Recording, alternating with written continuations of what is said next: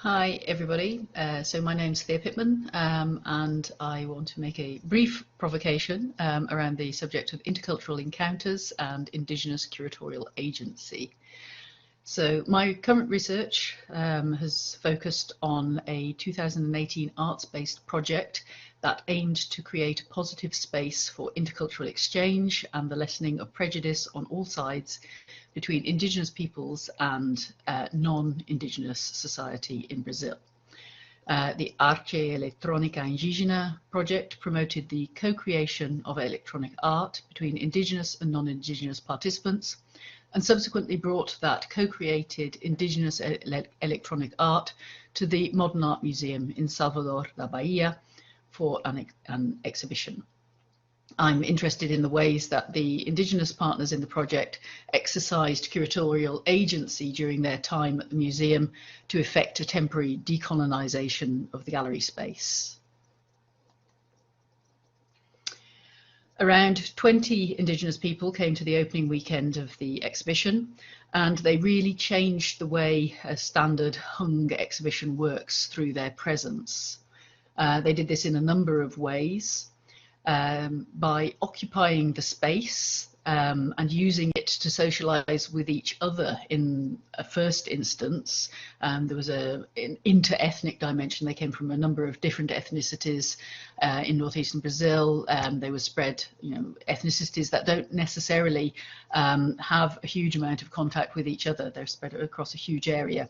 And there was a certain sense of strength in numbers in their presence in the exhibition space. And you can see in the slides that I've provided a couple of images, particularly on the left, of them showing each other the artworks, looking at each other on some of there was a video art piece that the guys are watching.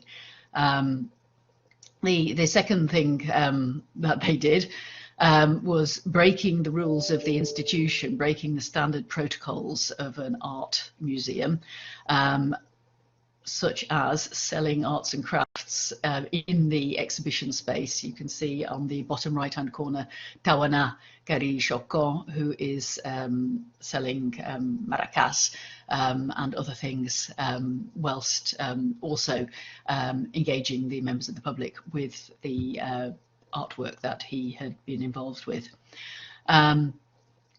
So yeah, eating, drinking, smoking, and selling arts and crafts in the exhibition space, and also doing things in a very impromptu manner, so that the institution couldn't really co-opt it and use it for its own ends.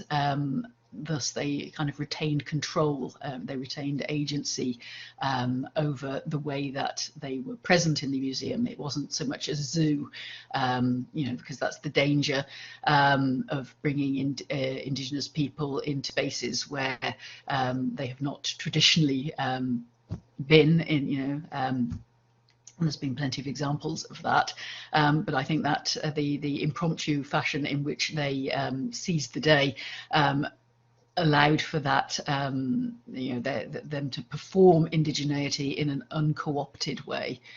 So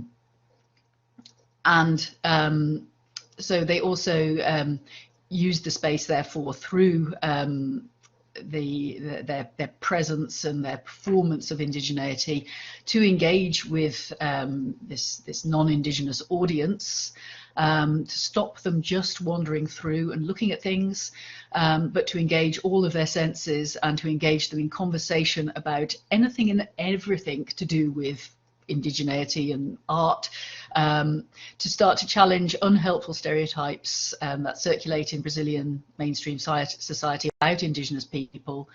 And the interesting thing about the exhibition space was that it was in a site that got passers-by, so it wasn't just preaching to the converted.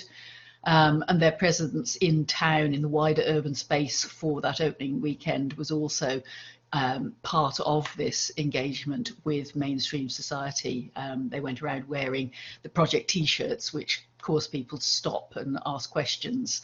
There's lots of prejudices that circulate in Brazilian society about, you know, Indigenous people can't use modern technology. What are they doing with a mobile phone or a computer, or what are they doing creating electronic art?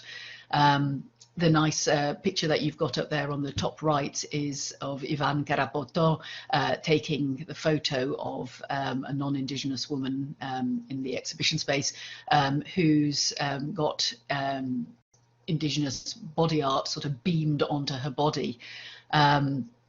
If you have that kind of exhibit set up without the Indigenous people there interacting, that runs a risk of turning into a kind of an Indigenous kind of blackface, where, you know, members, non-Indigenous people kind of appropriate Indigenous aesthetics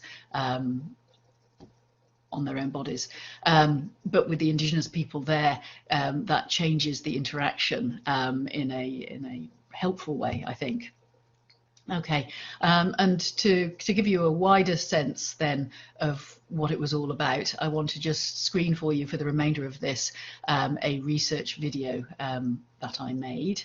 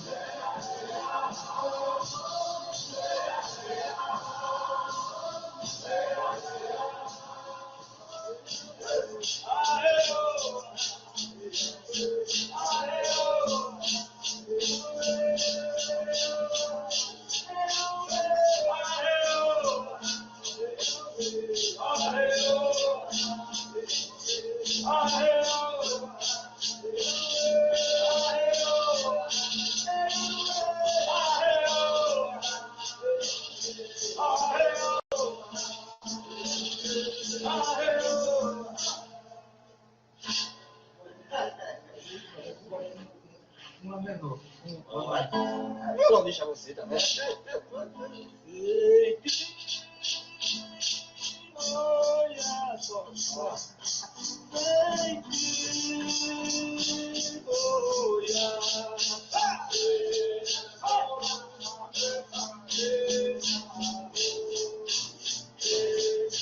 Essa vergonha.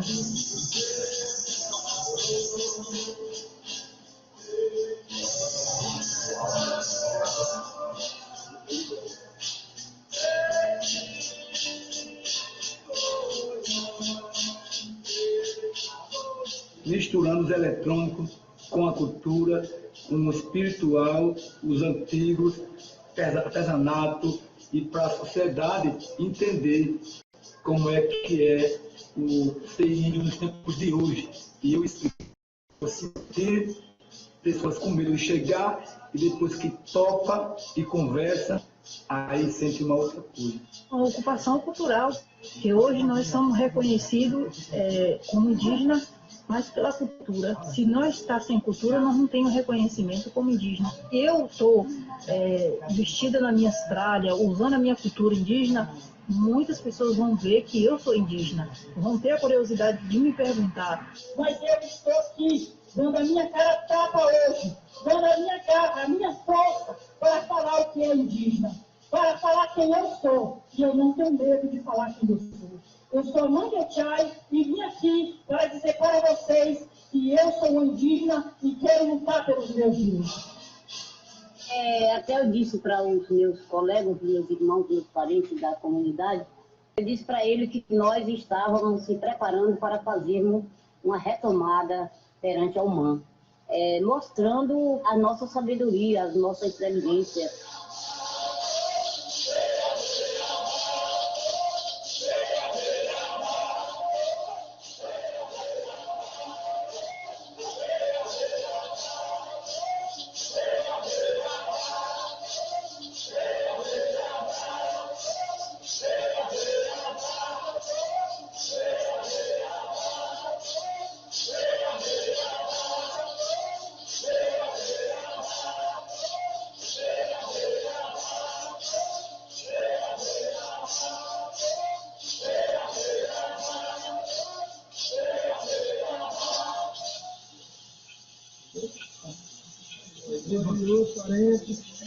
Obrigado, meus parentes. Quero agradecer a cada um, né?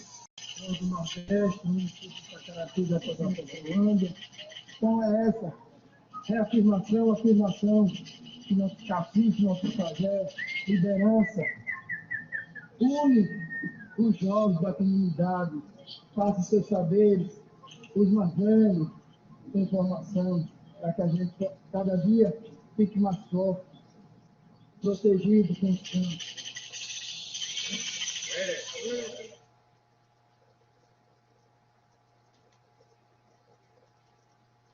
And that's it. I hope it was illustrative and provocative. Thank you.